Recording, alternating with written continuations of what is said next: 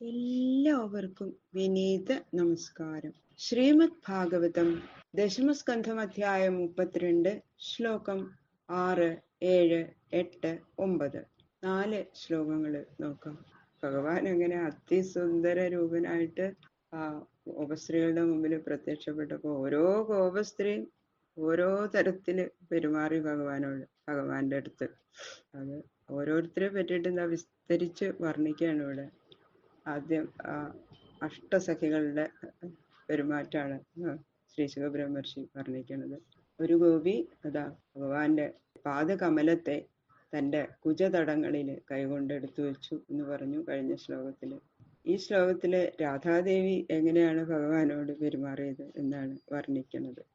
ഓമളം കൂജയൻ വേണും ശ്യാമളോയം കുമാരക വേദവേദ്യം പരം ബ്രഹ്മ ഭാസതാം പുരതോ മമ കൃഷ്ണായ വാസുദേവായ ഹരയേ പരമാത്മനെ പ്രണതക്ലേശനാശായ ഗോവിന്ദായ നമോ നമഃ.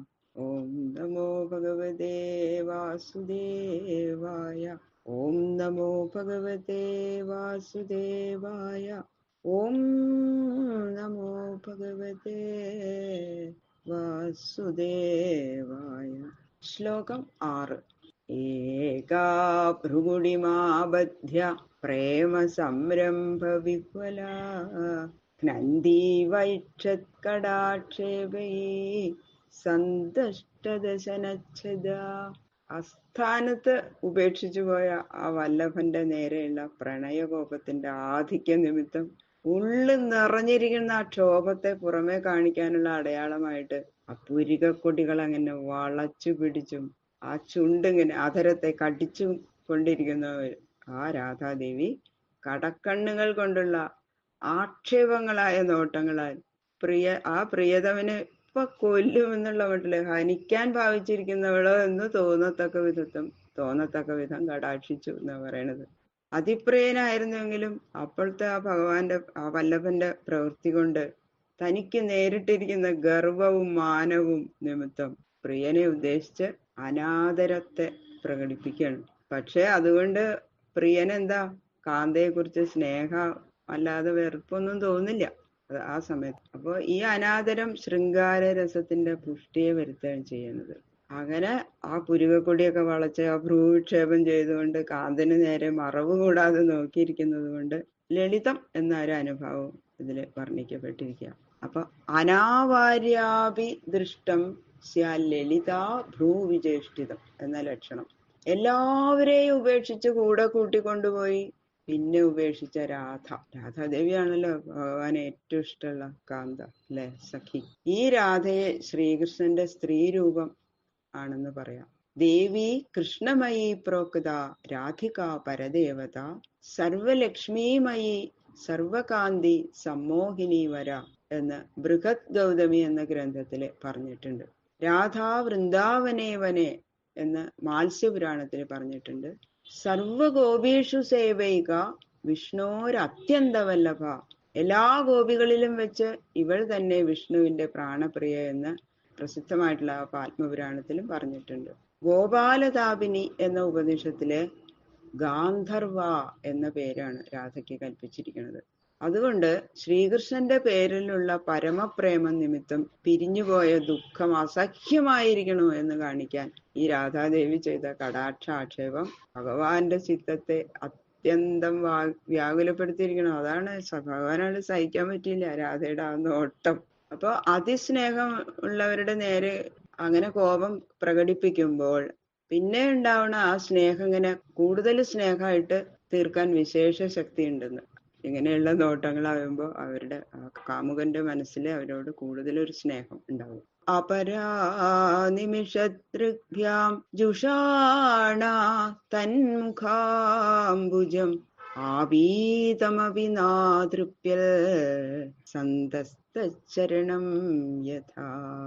മറ്റൊരു ഗോപസ്ത്രീ നിന്ന ദിക്കിൽ നിന്ന് ഇളകാതെ ആ ശ്രീകൃഷ്ണന്റെ മുഖകമലത്തിൽ നിന്നൊഴുകുന്ന സൗന്ദര്യരൂപമായ മകരന്തത്തിന്റെ മാധുര്യം കണ്ണടയ്ക്കാതെ കണ്ണുകളാകുന്ന പാനപാത്രങ്ങളാൽ നന്നായി അനുഭവിച്ചുകൊണ്ട് ഇങ്ങനെയാണ് ഇരിക്കണം, നിൽക്കുക. നിപ്പില് കണ്ണൊന്നും അടയ്ക്കുക പോലും ചെയ്യണില്ല. ആ കണ്ണുകൊണ്ട് ഇങ്ങനെ കുടിക്കുകയാണ് ചെയ്യണത് ഭഗവാന്റെ സൗന്ദര്യം. അതാണ് ദാസ്യഭക്തി നിഷ്ഠരായ സജ്ജനങ്ങള് ഭഗവത് സേവ എത്ര തന്നെ ചെയ്താലും തൃപ്തിപ്പെടാതെ വീണ്ടും സേവിക്കുന്നത് പോലെ ആ ഗോപസ്ത്രീ ഇവളും പിന്നെയും ഭഗവാനെ നോക്കിക്കൊണ്ട് തന്നെ നിന്നു. യജമാനന് എന്തൊക്കെ സേവ ചെയ്താലും ഇങ്ങനെ മതിയാവാത്ത കുറെ സേവ ഇങ്ങനെ ചെയ്തു. പിന്നെ ഒന്നും ചെയ്യാനില്ല. പക്ഷെ പോവാൻ തോന്നില്ല. യജമാന്റെ അടുത്ത് തന്നെ ഇങ്ങനെ നിൽക്കും. ചിലരങ്ങനെയാണ് സേവകന്മാർ. അതുപോലെ ഭഗവത് സേവാധർമ്മത്തിൽ നിരതന്മാരായ സജ്ജനങ്ങള് എത്ര തന്നെ സേവിച്ചാലും ഇത്തരായി ഭവിക്കില്ല എന്നാണ് അതിന്റെ അർത്ഥം. ആ ഭഗവാന്റെ മുഖത്തെ ഇങ്ങനെ താമരപ്പൂവാക്കിയിട്ടാ പറഞ്ഞിരിക്കണത് അല്ലെ. അപ്പൊ സൗന്ദര്യത്തെ അതിലുള്ള മകരന്തമായിട്ടും ആ കണ്ണിനെ മകരന്ദപാന സാധനമായ ജിഹ്വയായിട്ടും പറഞ്ഞിരിക്കണം. എന്താ അതിന്റെ അർത്ഥം? എത്ര നേരം നോക്കിയാലും മതിയെന്ന് തോന്നാതിരിക്കത്തക്ക സൗന്ദര്യം ആ ഭഗവാന്റെ മുഖത്തിൽ പ്രസരിക്കുന്നുണ്ട്. അത് തന്നെ സൗന്ദര്യം ഉത്തരതോപി സുന്ദരതര. അതിലും കൂടുതൽ എങ്ങനെ വർണ്ണിക്കും അല്ലെ. അപ്പൊ അങ്ങനെയുള്ള സൗന്ദര്യം കൊണ്ട് മുഖദർശനത്തില് അത്യാസക്തി ഉണ്ടായി. അങ്ങനെ ലജ്ജ കൂടാതെ ആ കാന്തന്റെ മുഖത്തില് അങ്ങനെ നോക്കി ഇങ്ങനെ നിൽക്കുക അവള്. അത്രയും കാന്തന് അവൾക്ക് സ്വാധീനയാണ്. അതാണ് അത്രയും ഇഷ്ടപ്പെട്ട സഖിയാണ് ഭഗവാന്റെ ലളിത. രാധാസഖിയായിട്ടുള്ള ലളിതയാണ്. കാന്തൻ തന്നെ ഇപ്പൊ വന്ന് ആലിംഗനം ചെയ്യും എന്നുള്ളൊരു വിശ്വാസത്തോടു കൂടിയാണ് അങ്ങനെ അഴകാണ്ട് നിൽക്കണതെന്ന് ലളിത. തം കാജിൽ നേത്രരന്ധ്രേണ ഹൃദി കൃത്യ നിമീല്യ ച പുളകാംഗ്യുപഗുഹ്യാസ്തേ ഭുഗീവാനന്ദ സംപ്ലുത. വേറൊരു ഗോപസ്ത്രീ ആ കണ്ണുകളിൽ കൂടി ഭഗവാന്റെ രൂപം ഹൃദയത്തിൽ അങ്ങോട്ട് പ്രവേശിപ്പിച്ചിട്ട് കണ്ണുകൾ അടച്ച് ആ ധ്യാനം ചെയ്യുമ്പോ യോഗികൾ എങ്ങനെയാ ഹൃദയത്തിൽ പ്രതിഷ്ഠിക്കണത്, അതുപോലെ ഏകാഗ്രചിത്തയോടുകൂടി അങ്ങനെ ധ്യാനിച്ചപ്പോ യോഗികളുടെ മനസ്സിലുള്ള ഹൃദയത്തില് ഭഗവാൻ സ്ഫുരിക്കണ പോലെ ആ ഗോപസ്ത്രീയുടെ ഹൃദയത്തില് ഭഗവാന്റെ സ്വരൂപം അങ്ങനെ തെളിഞ്ഞ് അങ്ങനെ വന്നു. അപ്പൊ എന്തായി? ദൃഢമായിട്ട് അങ്ങോട്ട് ആലിംഗനം ചെയ്തു ഭഗവാന്. അങ്ങനെ ആലിംഗനം ചെയ്തപ്പോ അവളുടെ ശരീരം മുഴുവൻ ഇങ്ങനെ രോമാഞ്ചം, ഓരോ ഇഞ്ചും രോമാഞ്ചത്തിൽ രോമാഞ്ച കഞ്ചുകിതമായി എന്ന് പറയില്ല, അതുപോലെ അങ്ങനെയായി ഗോപസ്ത്രീ. പരമാനന്ദ സമുദ്രത്തിൽ മുങ്ങിയവളായിട്ട് അങ്ങനെ നിൽക്കുക ആ ഗോപസ്ത്രീ. രാധയുടെ സഖിയായിട്ടുള്ള വിശാഖ എന്നു പേരായിട്ടുള്ള സഖിയാണ് എന്ന് പറയുന്നു. അങ്ങനെ 7 പേരെ കുറിച്ച് ഇപ്പൊ പറഞ്ഞു കഴിഞ്ഞു. സർവാസ്ത കേശവാലോക പരമോത്സവ നിർവൃതാഃ ജഗുർവിരഹജം താപം പ്രാജ്ഞം പ്രാപ്യ യഥാ ജനാഃ. മറ്റുള്ള ഗോപസ്ത്രീകളൊക്കെ എങ്ങനെയാ എന്നുള്ളത് പറയാണ്. ബ്രഹ്മാദി ദേവന്മാർക്കു കൂടി ആനന്ദപ്രദമായ ഭഗവാന്റെ ആ ദർശനോത്സവം നിമിത്തം അനുഭൂതമായ പരമാനന്ദത്താൽ സുഖിതകളായ അവരെല്ലാവരും ഭഗവാന്റെ വിരഹത്തിൽ നിന്ന് അനുഭവിച്ച ആ സന്താപങ്ങൾ മുഴുവനും ഉപേക്ഷിച്ചു. പിന്നെ അവർക്ക് എന്താ അവിടെ സന്താപം? അതൊക്കെ മറന്നു അവര്. ഇപ്പൊ എന്താ? പരമാനന്ദം പരമാനന്ദം മാത്രം. ഏതുപോലെ എന്നാൽ ആധ്യാത്മികാദി താപത്രയത്താൽ സന്തപ്തരായ സാധാരണ ജനങ്ങള് സുഷുപ്തിയില് പരമാത്മ സാന്നിധ്യം നിമിത്തം ദുഃഖരഹിതരും ആനന്ദഭരിതരുമായി ഭവിക്കുന്നത് പോലെ എന്നിവിടെ ഉദാഹരണം പറഞ്ഞിരിക്കുന്നു. പക്ഷെ സുഷുപ്തിയിൽ അനുഭവിക്കുന്ന ആനന്ദം ആ ഉണർന്ന അതാപ്പം ഉണ്ടാവില്ല അല്ലെ. അപ്പൊ ജനങ്ങൾക്ക് അത് മനസ്സിലാവില്ല. പക്ഷെ ഇവരുടെ ആനന്ദാനുഭൂതി അങ്ങനെയല്ല. അനുഭവ സമയത്ത് തന്നെ അവര് അറിയണുണ്ടത്. പ്രാജ്ഞം പ്രാപ്യ യഥാജനാഹ എന്നവിടെ പറഞ്ഞിരിക്കുന്നത്. സാധാരണ ജനങ്ങള് പ്രാജ്ഞനായ ഈശ്വരന്റെ സാക്ഷാത്കാര നിമിത്തം സന്താപങ്ങളൊക്കെ ഉപേക്ഷിച്ച് ആനന്ദയുക്തരായി ഭവിക്കുന്നത് പോലെ എന്ന് പറയുന്നു. ഈശ്വരനെ അങ്ങോട്ട് അവർക്കൊരു ദർശനം കിട്ടിയാൽ പിന്നെ എന്തായി? പിന്നെ ദുഃഖം വല്ലതും ഉണ്ടോ? അതേവരെയുള്ളത് ഒന്നുമില്ല.